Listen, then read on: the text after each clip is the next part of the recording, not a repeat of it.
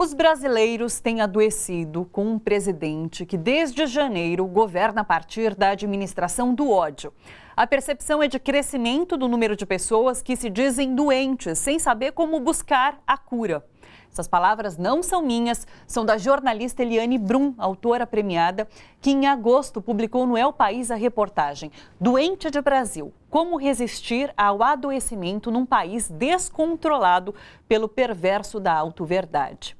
Recentemente, o jornal alemão Der Spiegel trouxe entrevista exclusiva com o psiquiatra Fernando Tenório, alertando que Bolsonaro leva parte do povo à loucura e relatando que seu consultório está sempre lotado de brasileiros sofrendo de ataques de pânico e depressão desde que o novo presidente chegou ao poder. Ele vai ainda mais longe nas origens do que vivemos e diz que somente um país doente pode eleger alguém como Bolsonaro. É sobre saúde mental e física também, nessa era Bolsonaro, a nossa conversa aqui no estúdio hoje. Estamos com Ana Laura Prates Pacheco, psicanalista e escritora, pós-doutora pela Universidade Estadual do Rio de Janeiro e pesquisadora da Unicamp, e Silvana Pessoa, psicanalista e diretora do Fórum do Campo Lacaniano de São Paulo. Sejam muito bem-vindas. Muito obrigada pela presença. Quero saber qual a percepção de vocês. O que vocês têm sentido em relação aos brasileiros, as pessoas que relatam o que estão sentindo, inclusive para vocês também. O Brasil está levando a esse adoecimento, está produzindo doentes? O que tem acontecido? Boa tarde, obrigada. Bom, primeiro eu acho que o tema que vocês escolheram é fundamental, porque de fato temos acompanhado um clima muito tenso,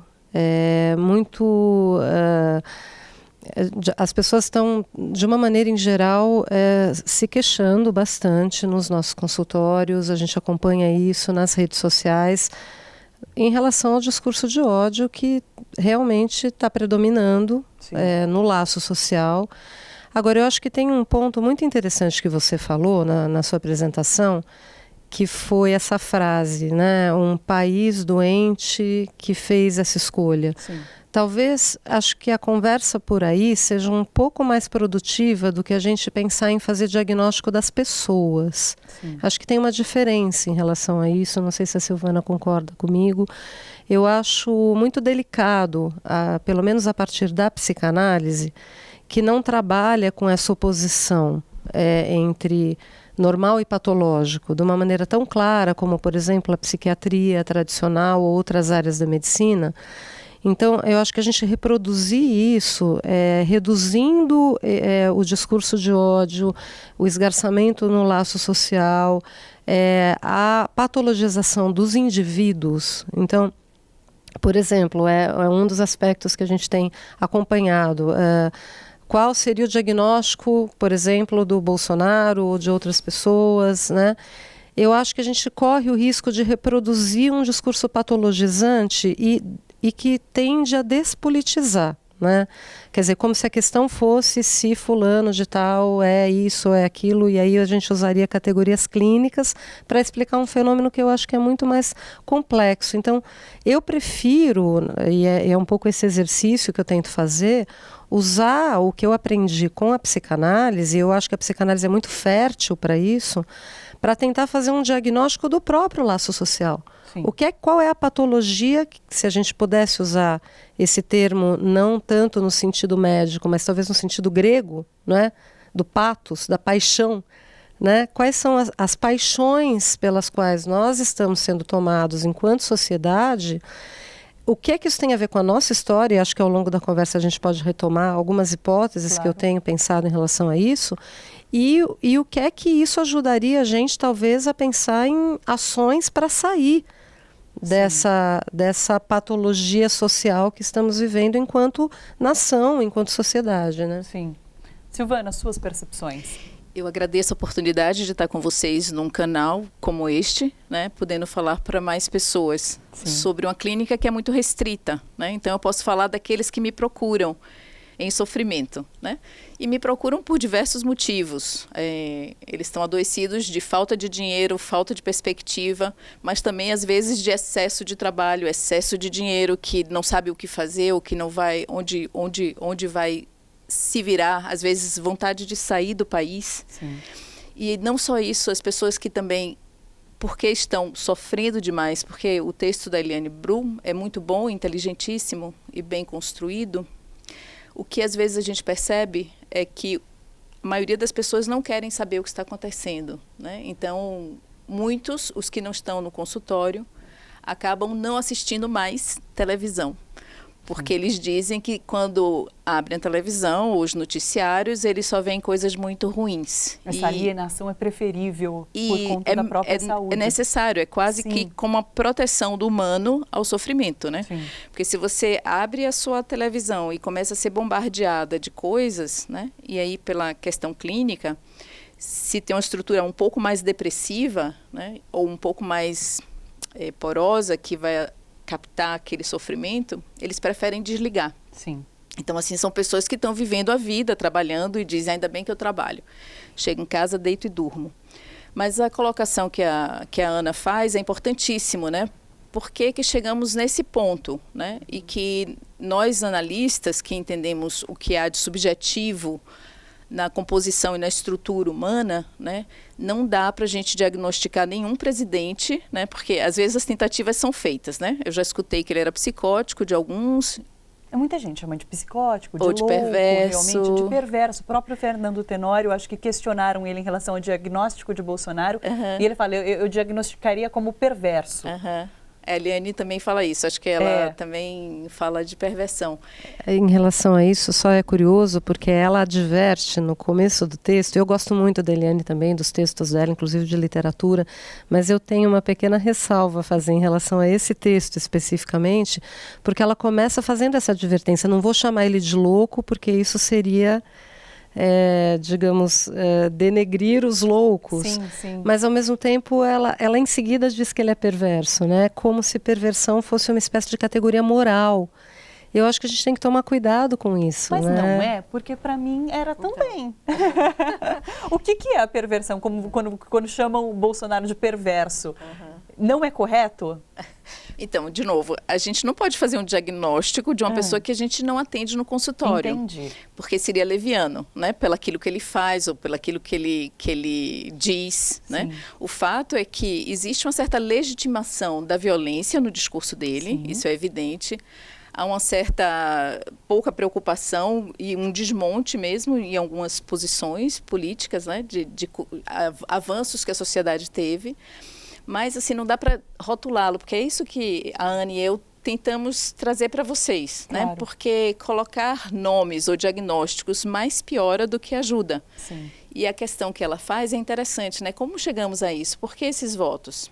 E aí eu andei lendo recentemente um jornal da USP que fala, que é do Reginaldo Prandi, que foi um dos fundadores, né? Das pesquisas, né? Uma pessoa muito inteligente da antropologia. O Reginaldo Prandi, e ele diz que os 12% apenas são os bolsonaros bem convictos, né? E esses 12% realmente são muito radicais. Sim. Né? E aí ele diz, né, que realmente são brancos, a maioria tem mais de 45 anos, e classe média alta, elevada, né? E às vezes a idade vai aumentando o moralismo e as coisas mais moralistas mesmo, né? Isso vai aumentando com a idade. Então, de alguma maneira, esses 12% que votou nele tem esse perfil, né? Mas os 58 restantes, eles oscilam de acordo com aquilo que ele diz, né? Ou daquilo que se decide. O que comprova para a gente a subjetividade do pensamento humano, né? Nós somos muito, muito complexos, né? E como é que a gente chega a isso? A proposta da Ana é um pouco política mesmo, né? Como é que a gente vai chegando a isso? Então, nós temos a clínica e eu acho interessante a provocação. O que podemos fazer com isso, né? Sim, porque a Ana fala sobre esse fenômeno, então, que levou a sociedade a, de repente, eleger uma pessoa como essa. E você fala da questão dos laços, né? Que fenômeno é esse? Por que chegamos nesse momento? O que mudou na sociedade para a gente chegar a ponto de eleger uma pessoa com um discurso de ódio? Sim. A pergunta é bastante complexa, mas eu acho que a contribuição que a gente pode dar é a partir da psicanálise. E eu acho que tem uma contribuição importante que a psicanálise pode dar. A gente estava falando das paixões. O mais comum é a gente reduzir as paixões ao amor e ao ódio. Mas existe uma terceira paixão que é a paixão da ignorância. Né? É uma posição obstinada em não querer saber de algumas coisas que são complicadas, né? É o famoso fechar os olhos, Sim. Ou que os olhos não veem, o coração não sente, tem esse ditado popular. E eu acho que o Brasil, por uma série de questões extremamente complexas, acho que a maneira como nós nos constituímos enquanto nação, e mais recentemente as questões relativas à ditadura civil-militar, mais recente, eu acho que foram muito pouco tratadas e muito mal tratadas pelo conjunto da nossa sociedade. Então, eu acho que a gente sofre de um problema muito sério, que é um problema de apagamento da memória. Sim. Eu acho que o fato da gente, de fato, assim, a sociedade não levou a fundo a investigação, a avaliação e, eventualmente, até a punição, nos casos que se faziam necessários, dos crimes de Estado que foram cometidos durante a ditadura. Os nossos mortos não foram enterrados, os nomes não foram levantados. Eu acho que não é por acaso que uma das principais instâncias atacadas por esse governo são justamente as comissões de mortos e desaparecidos, da verdade, aquelas que tentaram, durante esse tempo, pelos interstícios possíveis de uma democracia precária que a gente estava vivendo, mas ainda assim uma certa democracia, fazer esse trabalho de formiguinha, mas fazê-lo, né?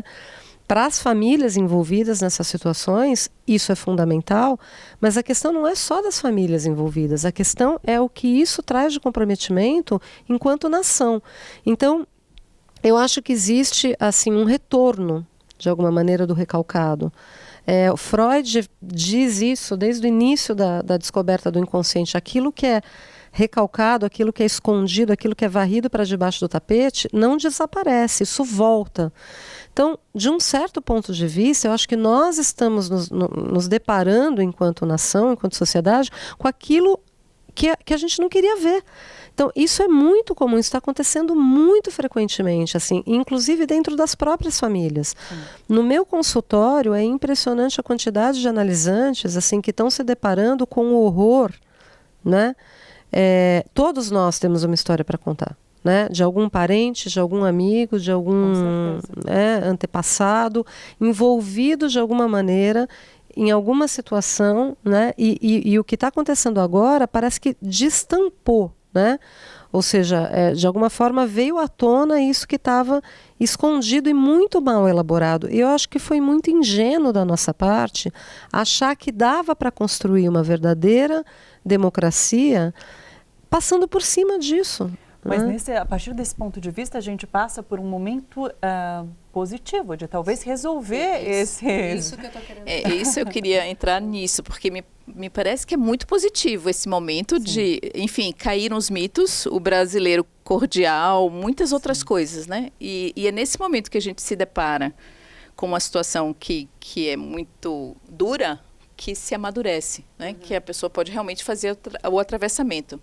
Eu acho que além do recalque, Ana, que é você esquecer e tentar apagar algo que foi muito traumático, e o tratamento que nós oferecemos a isso é falar, elaborar e não esconder, né? E por isso que é muito importante esse trabalho que vocês fazem aqui, tratar, né? É uma forma de dar um tratamento à questão, mas também é um ressentimento, né? Ressentimento é um afeto muito comum nos humanos, de que, até pelo seu próprio narcisismo, né? Porque cada um se acha alguém muito importante, né? E foi, né? Quando um bebezinho, a sua majestade o bebê, cada bebê na sua família, aquela pequena majestade, quando ele vai entrando na sociedade, ele precisa dividir com outras majestades, né? E quando ele não está sendo muito bem tratado, isso causa nele um certo mal-estar, né? Então, o ressentimento, quando alguém te faz algo, você fica ali ressentindo e ressentindo. Então, assim, para mim, eu tomo como um momento muito positivo para o Brasil.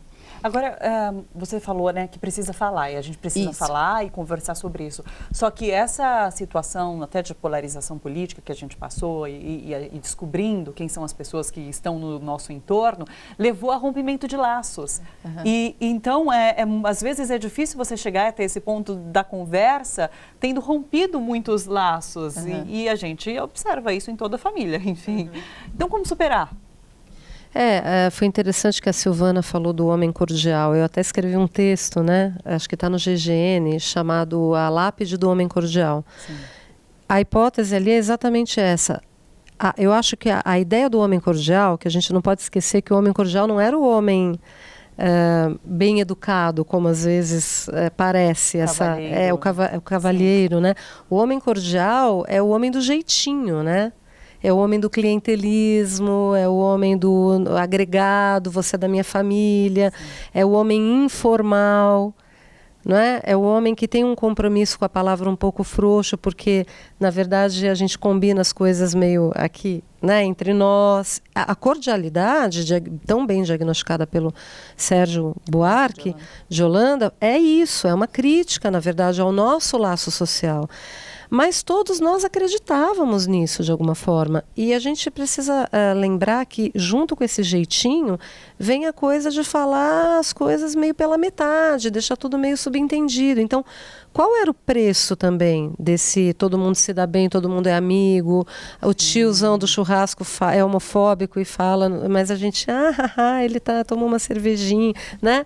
E não sei o quê e tal. Então, a gente escutava declarações machistas absurdas, na nossa frente não falava nada, aceitava os grupos de WhatsApp sexistas, né, e também não falava nada. Quer dizer, é tudo uma coisa assim, em nome da gente ficar bem, da gente ficar de bem, da gente se dar bem. Então, isso que veio à tona, acho que está sendo um momento extremamente difícil para o laço social brasileiro, porque cai isso que nos sustentava para o bem e para o mal. Sim. E não tem nada ainda pronto. Ainda não. Agora, ainda não, mas... exatamente, agora é um momento, Estamos talvez fazendo. Então, esse esgarçamento, né, e até chegando ao ponto de ruptura, né, de romper a palavra, que é aquilo que nos humaniza, é um momento realmente muito radical e muito difícil de ser ultrapassado, dialeticamente falando, né, ultrapassado, mas precisávamos, como você disse, eu acho, passar por isso para tentar construir talvez um outro laço social alicerçado em algo um pouco mais firme, né? Alicerces um pouco mais humanos, eu diria. Sim. Até, né? Olha só, você que curte a TVT e quer contribuir com a gente para que a nossa programação chegue cada vez mais longe, se inscreva no nosso canal do YouTube/Rede TVT e torne-se membro. Ou então faça a sua contribuição em nosso Catarse. É só acessar catarse.me/TVT. A gente agradece.